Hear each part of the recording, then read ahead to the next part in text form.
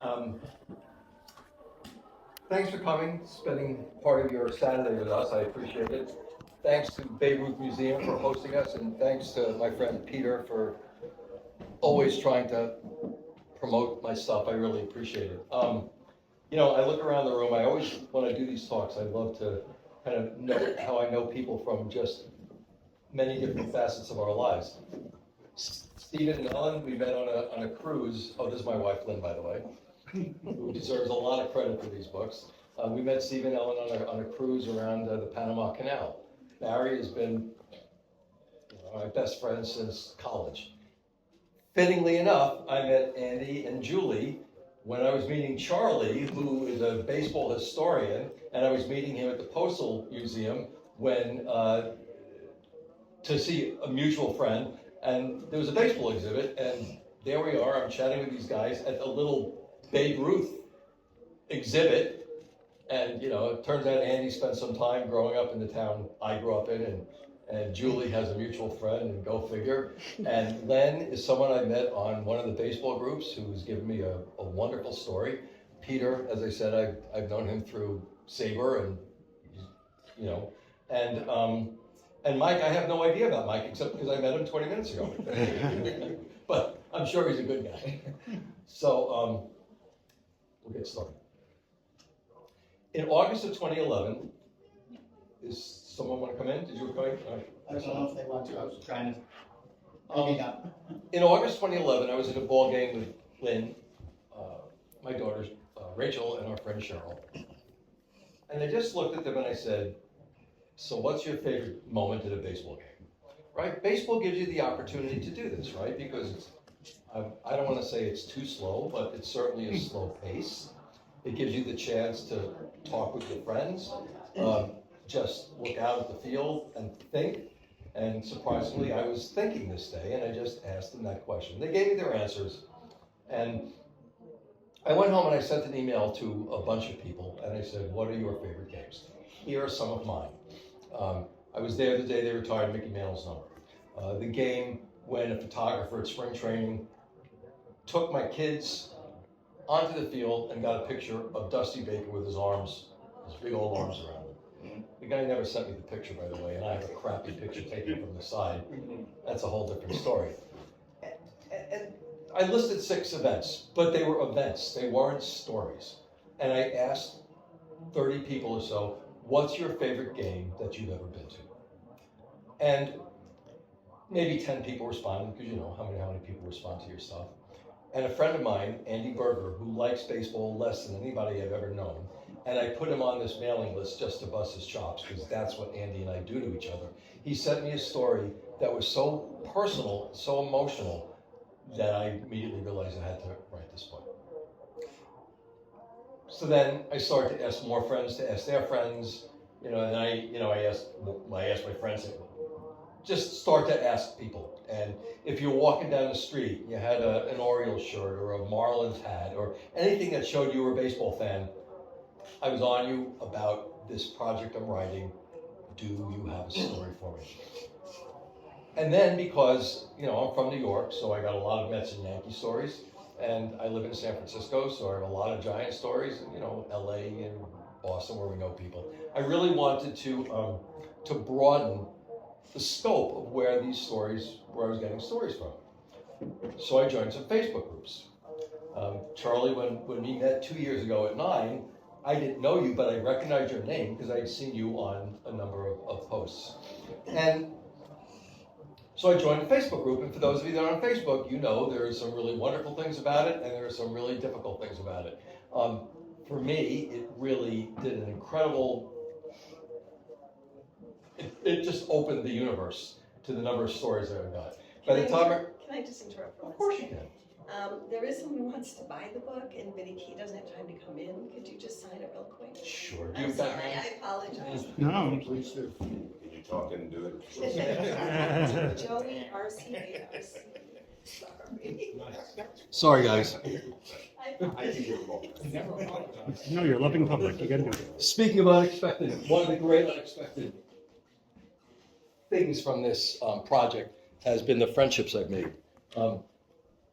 I doubt I'm gonna be good friends with Joey for the rest of my life, but one never knows. It's Joey. Joey RC. I'm just personally. Thank you.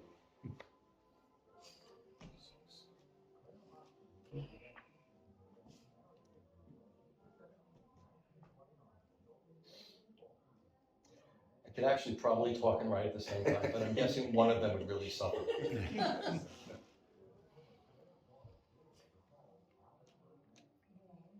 It's a group of 5 and he doesn't, he said, they're kids.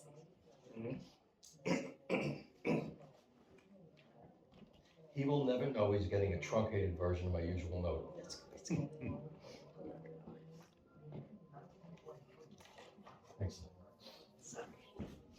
So anyway, I started just getting these tons of stories in, and by the time of the first book, there were 1,250 stories from around the world. There were stories from 14 countries in there, and I knew that there was going to be a second collection because I was working with a self. I know it seems like odd to say my book is a self-published book, but there was a publisher, but that's in fact what it was, and I knew there'd be a second book. So, as Lynn always explained to me, you can't leave all your great stories, put them all in the first book. You got to leave some for the second book. So the question I always say is, you guys have all seen Ghostbusters? Great movie, right? Anybody seen Ghostbusters 2? Don't. 1989. What? 1989. Oh my God.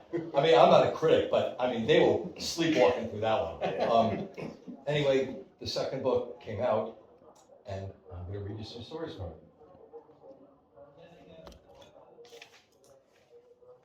Coincidentally, we met these folks when we were on a cruise. This is from a chapter that's called Triples. And the chapter of Triples consists of groups of 3 stories that have something to do with each other. And this particular triple is about seeing a ball game with somebody from a different country.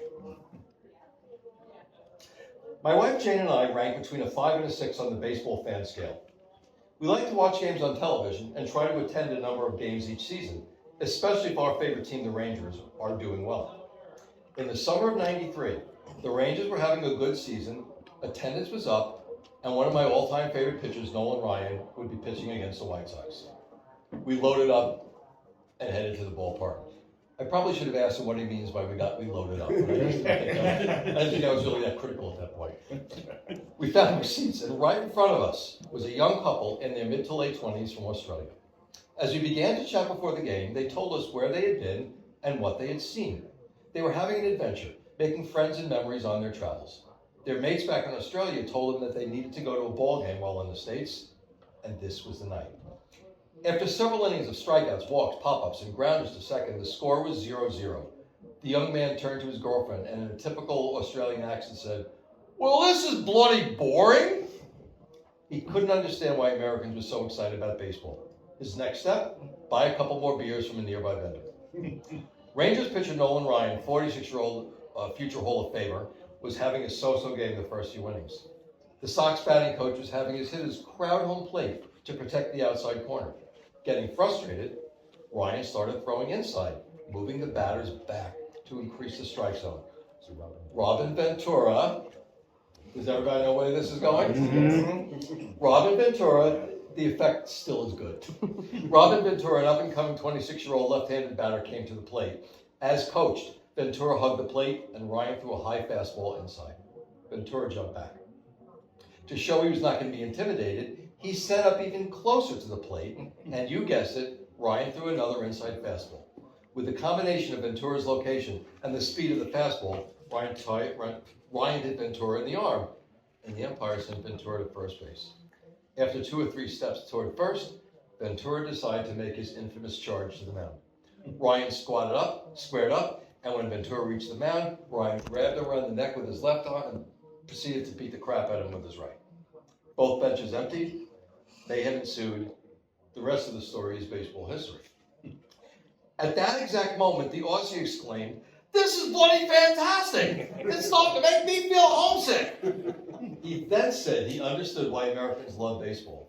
To this day, I'm fairly certain this extremely excited young Australian believed that having a brawl during a baseball game was a very common experience. I did not want to spoil his baseball adventure. We met them on this cruise. We were with another couple, and every night we were together with this other couple, except this one night when they went into town, and they sat us in the restaurant on the boat. They sat us next to this couple. The guy jumps up and goes, "Hi, my name's Alan Fowler. This is my wife Jane. We're a couple of rednecks from Texas." And I thought, okay. They were actually wonderful people, and they're not as red as they say. I have a couple of stories in each book, and I'm going to read you one of the ones, one of mine in this book.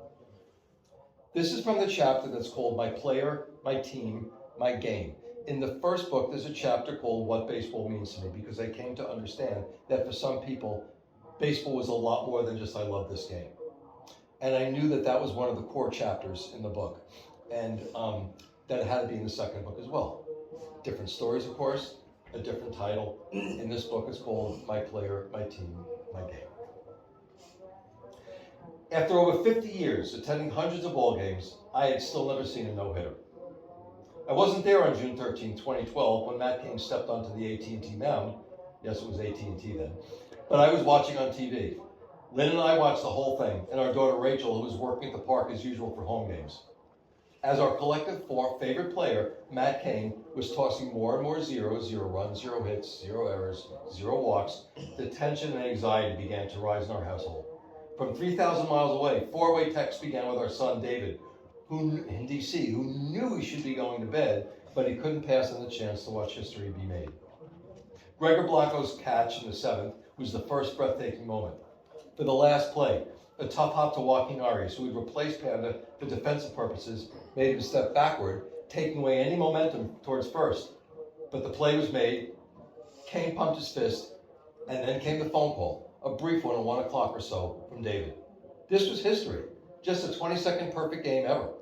It was our favorite player who had accomplished this feat, and it was obvious that once again, this magical game of baseball had connected the 4 of us, from our home in San Francisco to the press elevator in the park, to an apartment in DC, to the pitcher's mound. 5 years later, Lynn and I got tickets for the last game of the 2017 season. Lynn likes to go to this game, Fan Appreciation Day, at which prizes are given away like water to racers in a marathon, and players throw balls into the stands after the game. But I went that day because I knew it was the last game Matt Cain would ever pitch. Several years of ineffectiveness, caused in part by the injuries that suddenly plagued this once impervious horse, had resulted in his decision at the relatively young age of 33 to hang him up rather than to continue to try pushing to regain a past magic. We knew he'd get to start one last time after half a season of doing bullpen mop-up work. He did, and he was magnificent, reaching back and pitching like the Matt Cain of old. And fittingly, befitting the term coined from his name, he got caned, receiving no run support. He pitched 5 innings, the last reputedly on fumes and adrenaline, and took the loss. Still our guy, I thought, as today I watched the ceremonies inducting him onto the Giants Wall of Fame. And it still makes me a little teary when I read the story. He will be my last ever favorite player. Honestly, Pete Alonso might sneak in there. That's a different matter also. And I know I don't need to bring this up because none of you are going to go fact check. I made a mistake on my own story. It was not the last game of the season, and he did not take the loss. It was the next to the last. Let's keep this between ourselves. It's obviously fitting at the Babe Ruth Museum to read a Babe Ruth story. And this is the story from Harry Bernstein as told to his son, Jerry. Jerry, I have to read this one.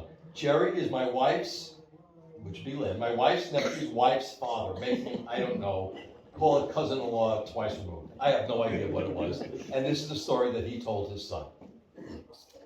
And it's the triple that's called, the title of this grouping is A Famous Call or Point. I sold programs at Wrigley Field in the 1930s. By the 2nd or 3rd inning, sales came to an end, and I often stayed to watch the rest of the game. Babe Ruth had 2 famous home run calls, and I was at one of them. It came in the 5th inning of Game 3 of the 1932 World Series. I watched Babe point to center field before he hit his famous home run. It seemed to me that he was calling his shot, indicating exactly where it would land. There was much controversy over whether Ruth was pointing to center or the Cubs dugout, as the Cubs players were riding him mercilessly. Did he call a shot to center? Was he pointing to the dugout, indicating he had one more strike to go? Was he annoyed with the Cubs or just playing with them? There are various accounts and opinions. Newsreels of the event are not conclusive. Even Babe himself changed his story over time. Many sports writers at the time felt Babe was pointing at the dugout, but the more celebrated version, and the one I and most of the other fans believed, was that Babe was predicting a home run. It doesn't really matter either way. It was a famous and controversial home run, and I was there to see it. And that's again from Harry Bernstein, as told to his son, Jerry. I don't know, this is from a chapter that's called Ushers and Vendors and Ball Boys. Oh my. And it's from someone who I hope would be here today, but Warren's been having some health stuff. Anybody, do you know Warren Solid? Any of you guys? In 1953, I was in my living room with my dad when I heard that the Orioles would be playing Major League Baseball in Baltimore beginning in 1954. I turned to him and I said, I want to be a bat boy. In December 1957, I wrote a letter to the Orioles telling them of this desire. 3 days later, I got a reply saying there was an opening for the 1958 season and to come to the stadium the morning of the first exhibition game against the Reds. As bad fortune would have it, I feared that that dream was shattered by a rainstorm that day. But as good fortune would also have it, I was told to come 2 weeks later when the Orioles played the Yankees. I went after school, and at the age of 14, I was given the job. I worked there until 1960, progressing from clubhouse guy who did the laundry and cleaned shoes to ball boy and then bat boy. In a 1959 game against the Yankees, the Orioles third base coach told me, the bat boy, that he couldn't see the signs that the Yankee catcher, Johnny Blanchard, was putting down. And then he said to me, can you see the signs? I indicated I could, and then began to relay them to him. The Yankees' legendary manager, Casey Stengel, figured out what was happening and went to complain to the umpire. I, the bat boy, was ejected from the game. Later on, I was in the clubhouse cleaning up the uniforms and sunflower seeds, and Stengel came in, found me, and said, I'm sorry I had to do that. And he reached into his pocket and gave me an autographed baseball. A great reward for what might be one of the strangest ejections in baseball history. Wow, that's good. Warren has a story in my first book about, you hear, there's a chapter in this book about, we have our good days, we have our bad days. A lot of ball players, somebody says something great about them, somebody else says something bad about them. There aren't a lot of players that you hear nothing but good stuff. I know Brooks Robinson was one of them. And his story was when he was a bat boy, and Robinson came running out of, we're all adults here, right? So you'll indulge my language. Brooks Robinson, they were playing the Yankees, and Brooks Robinson goes running out of the dugout and said, let's beat these fucking Yankees. Something that I guess people would probably be surprised about, but cursing doesn't make you a bad person, and I personally will attest to it. Will you attest to it? I mean, about me, forget about you. Why don't we forget about you? I was going to say. I'm not asking you to fess up whether you curse or not. This is a story from the chapter on I lost my way. That special, famous, emotional, momentous game. And I really want to go to the right page there. Sorry, guys, I wrote down the one.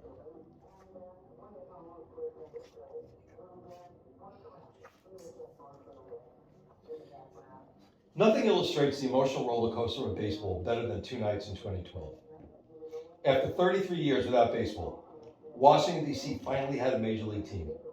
For several mediocre seasons, the team played like an expansion franchise, but suddenly, with homegrown names like Harper, Strasburg, and Storen, who had come up through the system together, the Nationals were in the playoffs. Having wrapped up its first division title, the Nationals were down 2-1 to the Cardinals, heading into a potential elimination game at home. In a very controversial decision, the Nats had shut down Strasburg in his first year back from Tommy John surgery. The Game 4 starting assignment went to Ross Detweiler, a journeyman spot starter and long relief man this season. He pitched the game of his life. In the bottom of the ninth, after fouling off numerous pitches, the Nats' Jason Worth lined the game-winning home run off Lance Lynn. I have never seen or been part of a crowd so deliriously happy. Strangers were hugging, high-fiving, and spilling beer all over each other. What a great example of the speed and tension of baseball, of playoff baseball.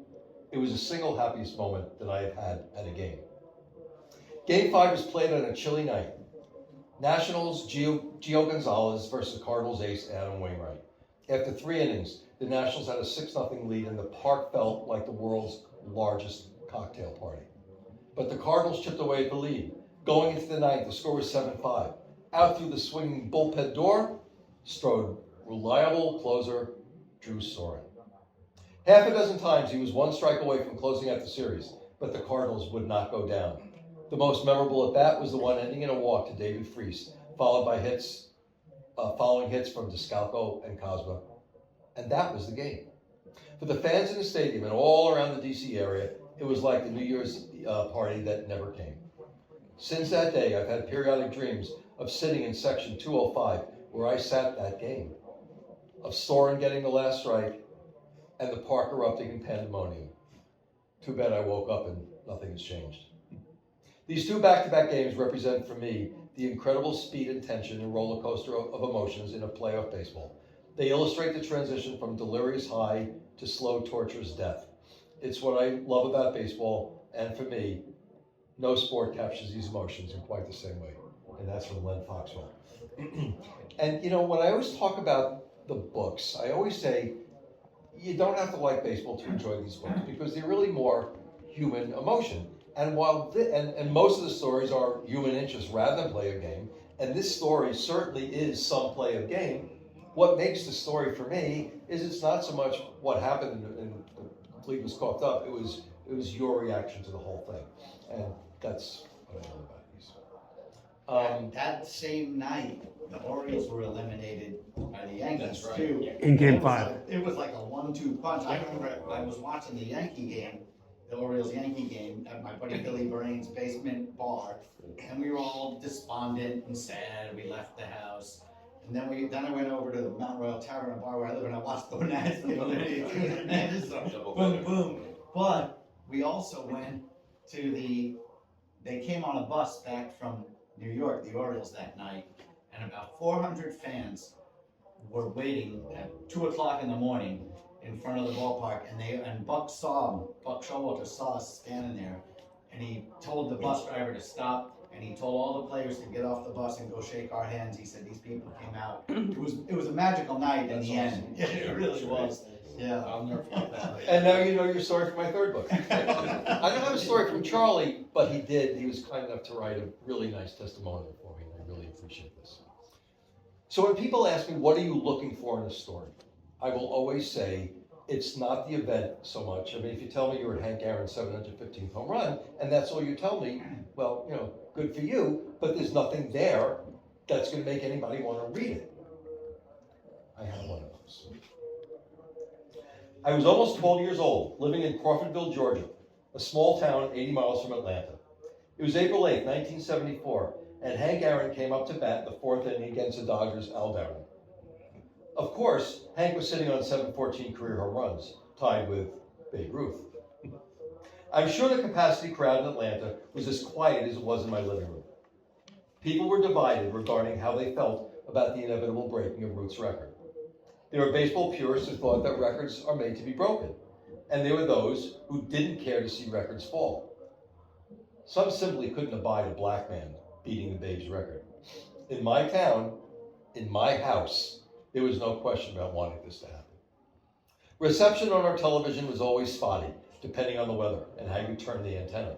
It was a cloudy day, which thankfully made for good reception. I sat on my mom's easy chair in the living room waiting for the pitch. When Hank hit that home run, I'd like to say it was as noisy in my living room as it was in the stadium. But I was concentrating far more on circling the bases than listening. The couch was first base, the TV was second, another couch was third, and then I was at home plate, falling down. Then I was at home plate, back in the easy chair. I'll never forget that moment. Many years later, 1999, as a director of the Negro Leagues Baseball Museum, I had the chance to meet my idol, Hank Aaron. It was the 25th anniversary of the day he broke that record. The Kansas City Royals had brought him to the area for some functions, and I had the distinct honor of touring him through the museum. Preparing for this tour, I had been a wreck. I debated for an eternity what clothes I should wear to greet him. At that museum, there was a huge media throng. As we toured, I showed Hank and his wife Billy a photo of when he was 17 years old, preparing to join the Indianapolis Clowns. It had been a long time since he'd seen that photo. He mentioned that before he had the nickname Hammered Hank, in the Negro Leagues, he was called Pork Chops. I asked him about that, and he said it was probably the only thing he knew how to order off the menu. I remember so many things about that day, including his comments that the day had brought back very painful memories for him. He had been under constant threat of harm as he neared the record, and he had feared for his family. After all the ceremonies, we went to the gym theater across the street from the museum. There was a public discussion hosted by sports writers Jason Whitlock and Joe Posnanski. The place was filled. After the discussion, Hank, Billy, and I adjourned to an office room where we enjoyed a great meal of Gates barbecue ribs. I couldn't believe it. I was eating ribs with my all-time hero. To this day, on the occasion when I see Mr. Aaron, he always asks if I brought ribs. And that's from Bob Kendrick, who is still the director of the Negro Leagues Museum. Bob told me that story over the phone. I wrote it up, and then when Lynn and I were driving cross country, he made 30 minutes for us. I asked him if I had written it up satisfactorily, because when somebody gives me this story over the phone, I just want to make sure I've captured it right. He said it's perfect, except for one thing. We're in Kansas City, Missouri, not Kansas City, Kansas. And I said, well, that's a change that I can very easily make. It was a wonderful, wonderful. I met this guy at a spring training game with you, Barry, in Scottsdale with the Giants. This is from the chapter To Catch a Ball or Not. July 29th, 1990, I was at Candlestick Park with my wife, Diane. Our seats were 12 rows up from first base, an area where you had to be ready to catch a foul ball at any time. In the bottom half of the first inning, I noticed a rather large fan carefully picking his way through the maze of legs, feet, beers, and peanut shells to get to his seat while carrying a large beer and a Polish sausage. Just as he was about to sit down, I heard the crack of a bat and looked up to see a towering foul ball headed his way. With one hand clutching his beer and the other cradling the Polish sausage, you could clearly see the panic and indecision on his face. At the last second, hey Carol, at the last second, he set his beer cup in Polish on the cement between his feet and reached up to catch the ball, but he was too slow to make the catch. The ball passed through his outstretched hands and like a guided missile scored a direct hit on the sausage, sending up a cloud of meat, mustard, and relish that thoroughly covered the unlucky fan and knocked over his beer. The ball squirted about 5 seats to the left, where another fan made an easy catch of the mustard-slathered ball. Needless to say, we all felt sorry for the poor fellow as he trudged back up the aisle, covered in the remnants of what should have been a fine ballpark meal. The Giants won that day, shutting out the Reds 4-0. This fan, too, was shut out from his lunch and the ballpark's greatest souvenir. That's John Aiken from Pine Top, Arizona. He's the one that we had a drink with in a couple of years later. You didn't buy him another sausage and a beer? It sounded like he might have felt sorry enough to do it. I didn't ask John. I think that's his business. We threw a ball up in the air. See if you could catch it. When the second book came out, probably the happiest person was Lynn, because that meant she could now listen to some different stories other than the ones I was reading over and over again. And I kind of alluded to this before, but I just have to say, I get all the credit for this book. I got the stories and all that stuff. What Lynn has done to make this book go is, you can't even count the number of things she's done. She's the bookkeeper, she's the accountant. She's the one who showed me how to start sending, she was our in-house post office. She does all the promotions. Now I have a YouTube channel, by the way, guys, check it out. My card's up there, and it's the name of my first book, Basis to Bleachers. I'm reading stories and talking about that. Lynn's the sound person, the lighting person, and the director. I love it when she looks at me, she goes, I think really enjoy that. Anyway, the point is, Lynn is Sometimes the boss. What? Sometimes the boss. Yeah. No, not sometimes. Lynn is also a huge baseball fan, and when I tell her sometimes that she spends way too much time doing the taxes and all that while I'm reading newspapers, she says, "You have your job and I have mine." So it's pretty amazing. Anyway, where I was going with this is that it was really hard to give up reading stories from the first book because I love it so much. So it's never a problem for me to pull out the first book and read a couple of stories. This is from the chapter called Bunts, which was ironically what I originally conceived of as the book. I mean, I'm reading you short stories, right? They're like a minute and a half, 2 minutes, 2.5. I was thinking really short stuff, and no regrets how it turned out. But this is a story from the chapter that represented the kind of story I thought I would get. I've been to a couple of games that have been particularly interesting to me. I recall attending a game in which Jim Bouton was the starting pitcher in his rookie season. I took my son Jeremy to the first night game ever played at Camden Yards in Baltimore, the second game of the season. However, the most significant game for me was during the 1986 World Series. I'm not a diehard Mets fan, as the Yankees are my team, but I certainly preferred them to the Red Sox. It was my first ever visit to Fenway Park, and it was great to see leadoff batter Mookie Wilson blast Dennis Oil Can Boyd's off-speed pitch into the right field seats leading off the game number 3. I cheered wildly and had a beer thrown in my face by the Red Sox, typical Red Sox fan sitting behind me. It tasted great. And that's my good friend Barry Lovich. There you go.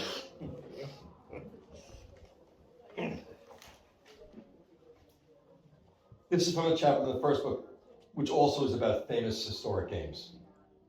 My wife Ellen and I thought that it would be interesting to stroll around Memorial Stadium before the start of the last Orioles game on Sunday, October 6, 1991, and reminisce about the 37 years we'd been watching baseball since they'd arrived in 1954.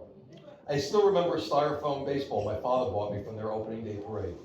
After circling the stadium, we'd started back to our car when a man came up to us asking if we'd like 2 tickets. The game had been sold out for a long time. I asked how much, guessing that because the game was ready to start, the price might be coming down. He said they were free. Neither felt sorry for us or feared that we were undercover cops. In either case, we accepted his offer and we sat down to watch a dreary game. The Orioles struggled to a 67-95 finish in 1991, and in this game, they quickly fell behind the Tigers. It dragged on as everyone waited for the post-game ceremonies, which had been kept a tight secret. With 1 out in the bottom of the 9th, Cal Ripken came up. It occurred to me that if he hit into a double play, he would be the final batter at Memorial Stadium. He did. He was. The ceremony started out as uninspired as the game, as the grounds crew slowly dug out home plate and put it in a limo to be transported to the new home at Camden Yards. The field then emptied, as everyone wondered what was next. The magic began as the theme music from Field of Dreams started, and a middle-aged Brooks Robinson in his old Orioles number 5 uniform trotted out to third base. He was followed by his brother, number 26, Frank Robinson, heading out to right field. Number 26, Boog Powell to first base. Number 22, Jim Palmer to the mound. They were followed by over 100 former Orioles, not just the stars, but semi-forgotten middle-aged and older players back on the field in their uniforms once last time. Together at shortstop were Cal Ripken, Mark Belanger, Louis Aparicio, Ron Hansen, and even Willie Miranda from the 1950s. I don't think there was a dry eye in the crowd. At the end, the players gathered in a circle in the infield as a 360-degree camera took a panorama. Postscript. This was not the final game at Memorial Stadium. It did not go gently into that good night. In a bizarre turn, it became, again, a football home for a decade. Demolition started in 2001, 10 years after the Orioles played their final home game there. On 9/11, the planes hit the Twin Towers and everything was shut down. My office was closed, and as I headed home, it felt right to pass by Memorial Stadium. All that was left was the iconic memorial facade stating, "Time will not dim the glory of their deeds." A few days later, even this was gone. Stephen and Ellen Luckman.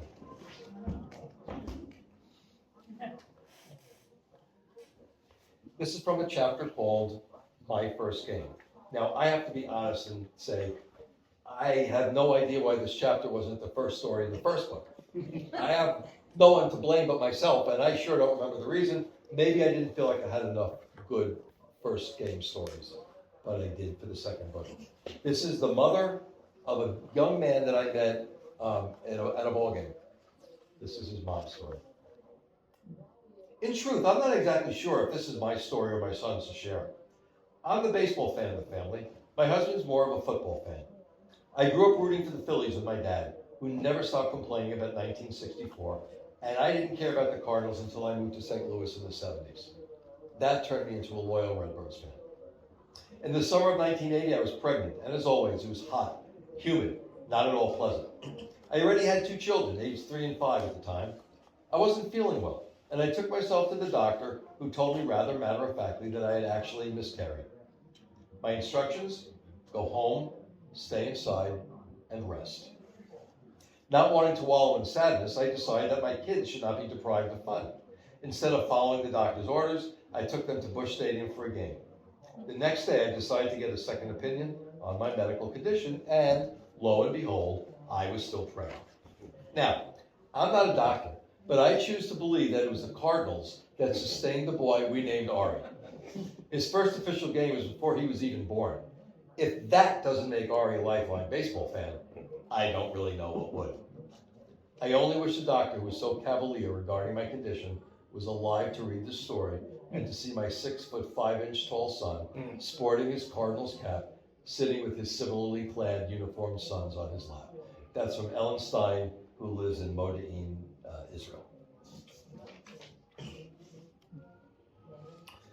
I mentioned before one of the core chapters of the book, and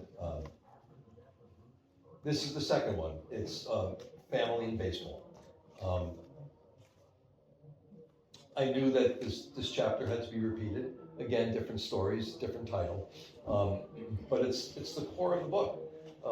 And in this book, the chapter is called "The Bats and Balls and Gloves That Bind." In 2008, my husband Colin and I took a tour of 6 Major League Baseball stadiums in 6 days with big league tours. Something touched us personally at 5 of the stops. In Philadelphia, everybody was so friendly. Go figure. Everybody was so friendly and suggested that we try a Philly cheesesteak sandwich. When we returned to our seats in the 6th inning, the kiss cam was on, and to our great surprise, it focused on us for a brief moment of fame as we shared a kiss. In Boston, we sat for a while in the fabled Green Monster section. The first stop of the trip had been Baltimore, with our seats 10 rows up from home plate. I had to cater to the audience, you know. It's kind of a Baltimore-centric thing. We simultaneously said, wow, and at the time, my son Jesse was expecting his first child, and not disclosing what name he and his wife had selected. As an excited grandma-to-be, I kept throwing out names, something David and Lisa would never allow us to do, by the way. Being at Camden Yards that night, I had to suggest a namesake. Several months later, my grandson Camden was born. We live in Washington State and are Mariners fans, so it was exciting to see the Mariners ace Felix Hernandez pitch and hit a home run at Yankee Stadium. It was exciting for Colin to attend a game from the team of his youth in their final season in the famed park. It was monumental for him to grab some infield dirt, sit in the dugout, and touch the Babe Ruth monument. However, I could not bring myself to suggest that Jesse named his son Thurman, as Colin suggested. And that's from Kathy Howell in Concrete, Washington.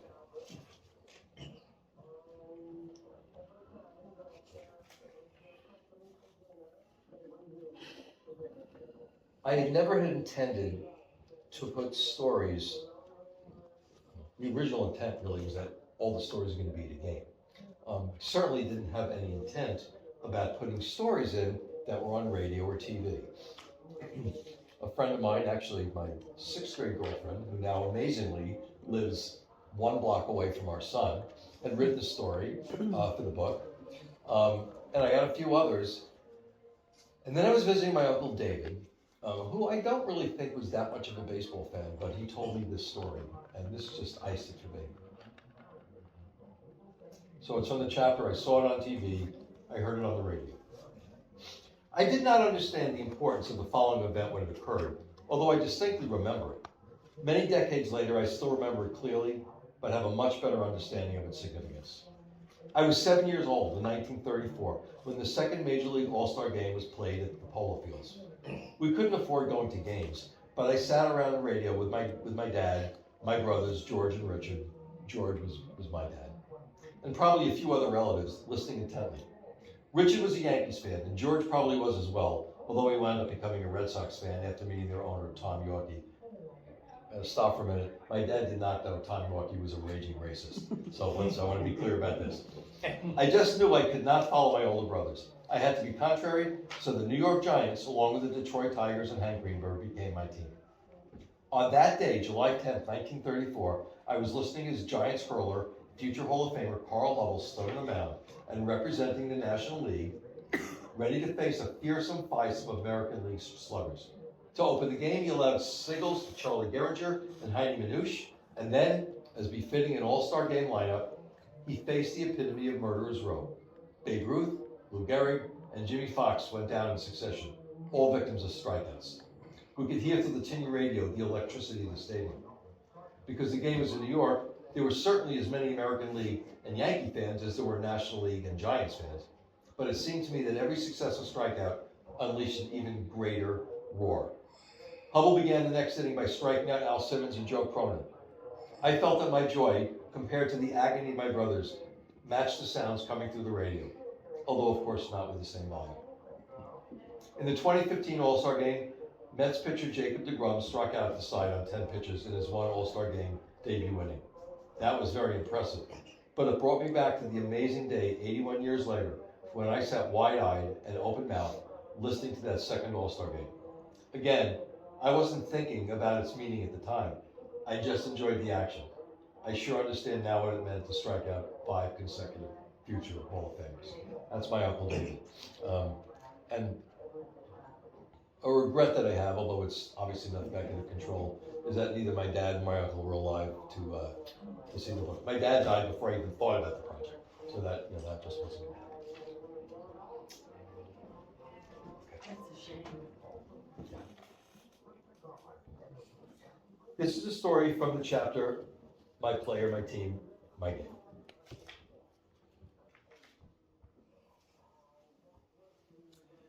How does a love for baseball develop? You hear tales of Ebbets Field and cowbells, Comiskey Park and Nancy Faust's organ, eating your first Dodger dog, being a bum in the bleachers at Wrigley.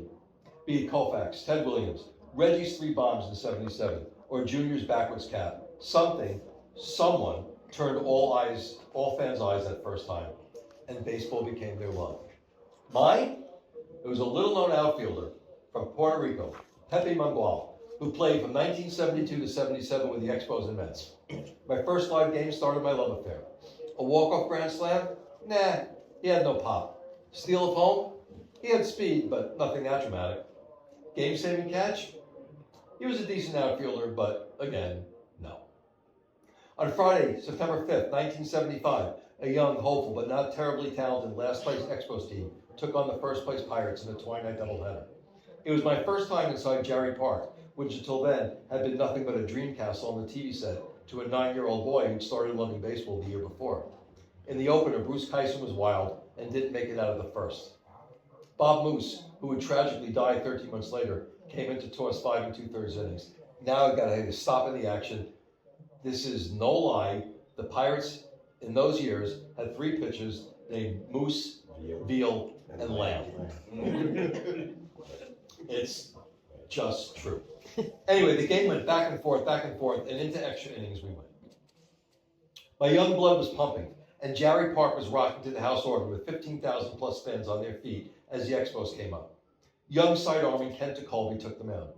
Walks, wild pitches, and pass balls got McKinnon to third, Lytle to second, Jerry White to first. The bases loaded for center fielder Pepe Mangual. Pepe entered the game as a pinch hitter in the 7th inning, hitting a nondescript .247. But what would a kid know other than it was the bottom of the 10th and the bases were loaded? Bruce Fremming was the umpire behind the plate. I can't recall how many total pitches were thrown, but the count was 2-2 as Pepe fouled off pitch after pitch. Every fan on their feet screaming, willing Pepe to not fail. I was in awe, and I wanted in that moment more than anything ever to win the game. It had been a horrific week in my life, filled with trauma. A young boy from small-town Towanda, Pennsylvania, I went to visit my grandparents, not knowing that my parents were splitting up, and I would never return home. I was to stay in Montreal, a new kid in school, French-speaking people hating English-speaking folks, and vice versa, mere months before a hated separatist government would come to power, forever changing the Quebec landscape. It was a terrifying experience for this small-town kid. None of that mattered now. I just needed Pepe to win it for us. He worked the count full, then fouled off 2 more. I couldn't take it anymore. The next pitch was just a little outside, as Bob Euchre might say. Friendly motion, ball 4, and the Expos mobbed Pepe as he treated to first, and McKinnon walked home. A 4-3 Expo victory. For that small, scared, 9-year-old boy who would have to face his new life and surroundings once again on Monday morning, nothing else mattered. I found love in Montreal, the love of the Expos, the love of Pepe Mangual, my new could-do-no-wrong hero, and my greatest new love, one that would last a lifetime without fail, baseball. That's from Patrick Gutton, who is now a disc jockey in Sandpoint. So, as with many of my baseball friends, we have baseball and music in common. And that's just a wonderful story. Okay, so what time do we have?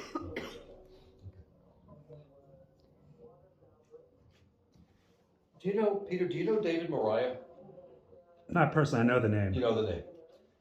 Well, again, basically, given where we are right now, I'm gonna read David's. This is in the chapter called Stories Handed Down. I realized early on that what I really wanted more than anything else is to get stories from people who watch baseball in the 30s and 40s, and that's obviously getting harder and harder to do. People are passing away. So I came across the idea. Those of you who know me know that we know a singer named Chuck Brodsky. And Brodsky is a great storyteller, including a lot of baseball stories. And he has a story. A song. He has a song. Thank you. He has a song called Stories Handed Down. And Songs Handed Down. You didn't correct me this time. Either you took a nap or you got tired of correcting me. By the way, correcting me meaning I deserve to be corrected. He has a song called Songs Handed Down, and I borrowed that for a title called Stories Handed Down, and it's from people who heard a story from their mother or their grandfather or whatever it is. And this is David Mariah's story. My mom was born in St. Louis in 1910, and she was my main baseball influence. She used to tell me stories of the Gas House Gang and taught me to love Stan Musial. When she was about 90 and I was in my 50s, she shared the story of how she met Babe Ruth and shook his hand. The Yanks were in St. Louis to play the Browns in a day game. She went to the movies the same night at the Fox Theater, and when the movie was over, she stood up, and upon discovering the Babe sitting right behind her, she thrust out her hand and introduced herself. She told me the Babe was just the nicest man.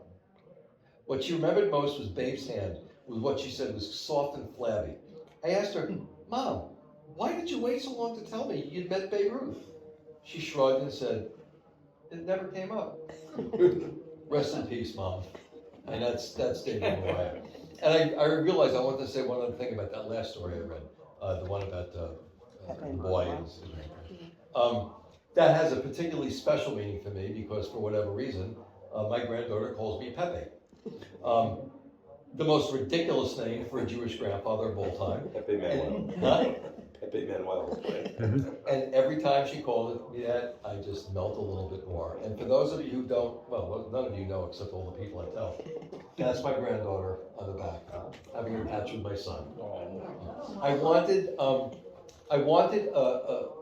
photo that conveyed both genders and multiple generations. So I'm thinking a little girl and her dad, a little boy and his mom.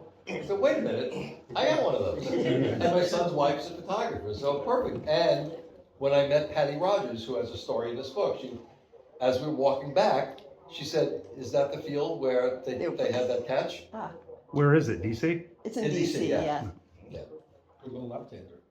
Yeah. She is. And you notice the stitching on her sweatshirt. That's a baseball sweatshirt. And your son's Giants cap. My son's a yeah. Giants. He likes the Nets.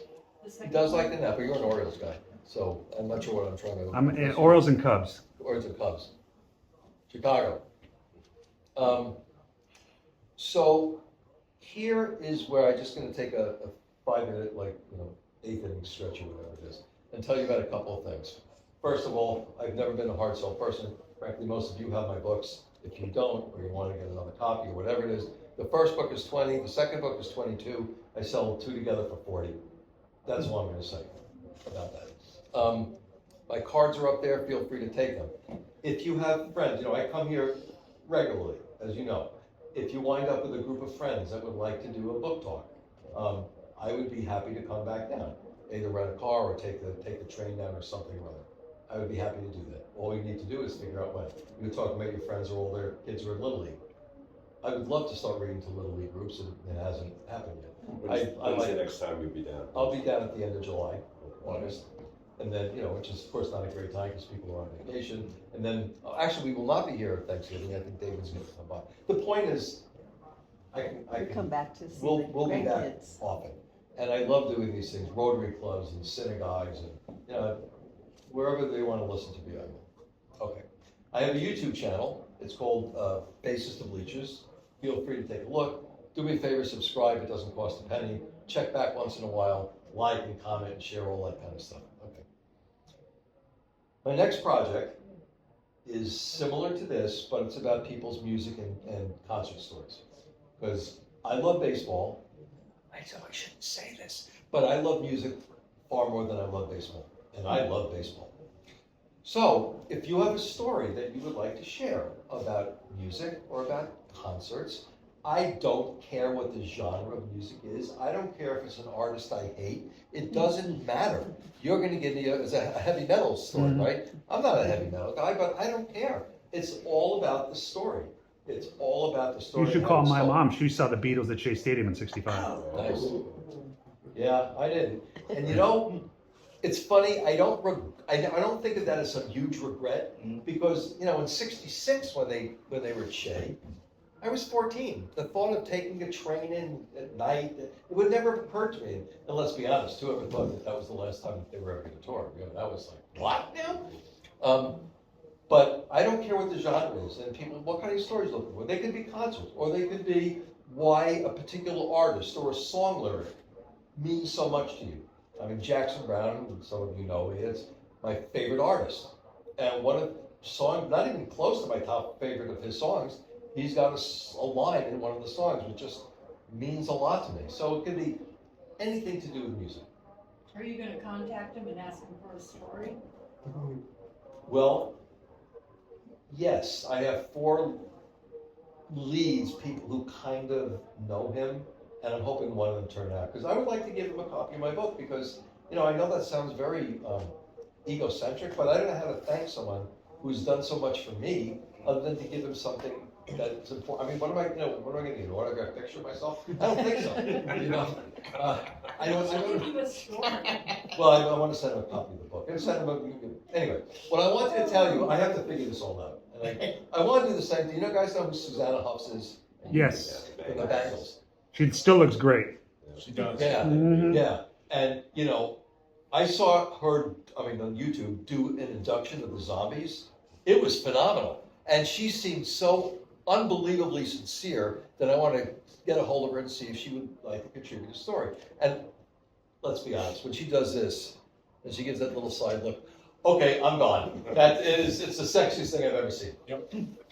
Okay, so I'm going to tell you examples of 2 stories.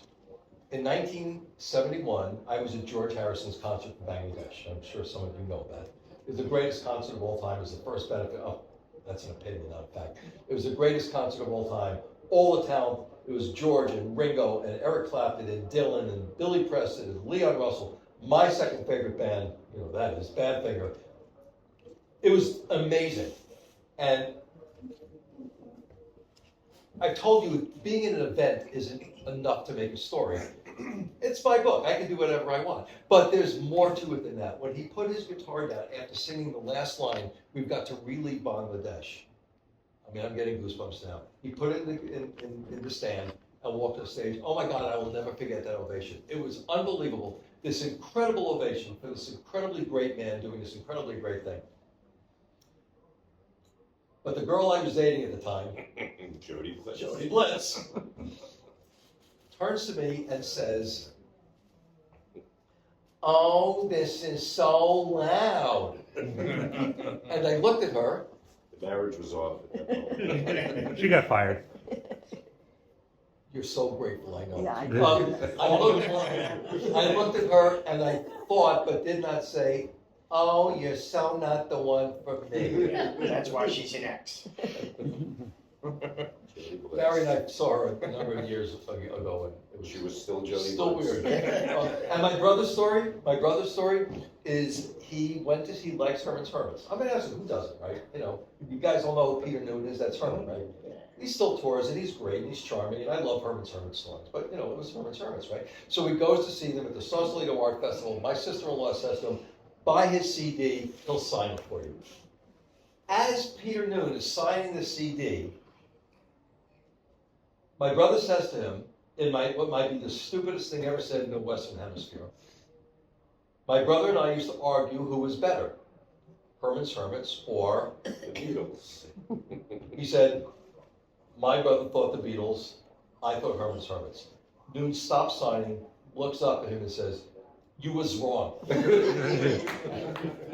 you know, that's just like, it's the greatest story. Anyway, so have fun tonight, Barry. So that's it. If you have a concert story or a music story, take my card. You can just send me a message and say, I can send you my book description. Blah, blah, blah. Oh, my wife was at Woodstock 99, Uh-huh.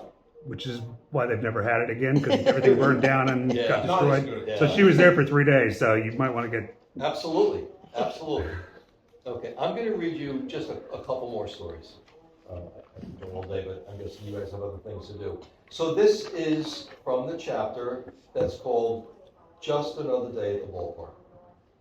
And it would definitely be good if I could find it.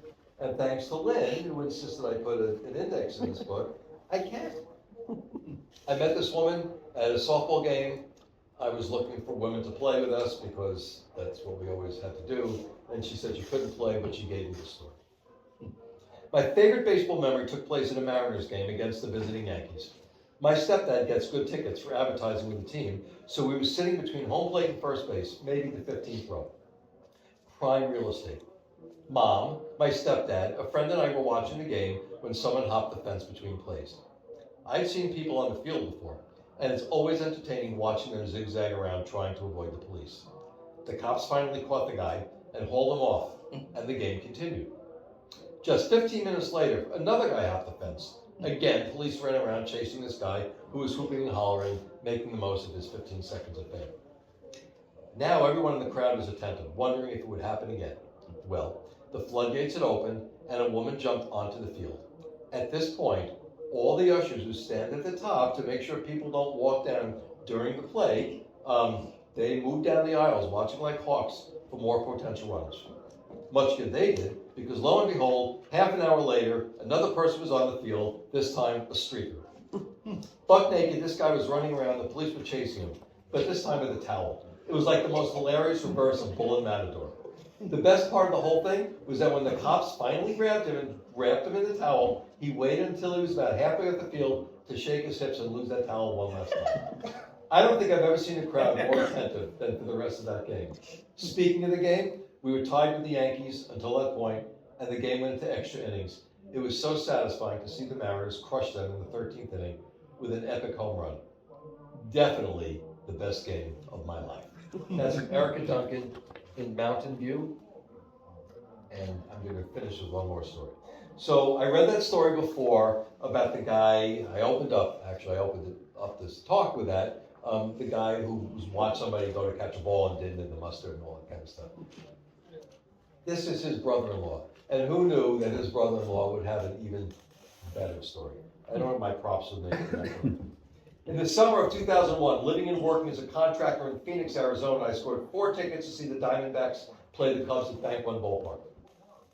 I took 2 clients to the game, Michael, a home builder, along with his future wife, and Jim McCullen, a road builder. We had pretty good seats, a little north of first base, a couple sections up. I'm a diehard Cubs fan, as was Michael's girlfriend. Michael and Jim are both fans of the game, Michael partial to the Angels, and Jim a Dodgers fan. I'm guessing Michael and Jim don't talk anymore now since Ohtani has switched teams, but that's their business.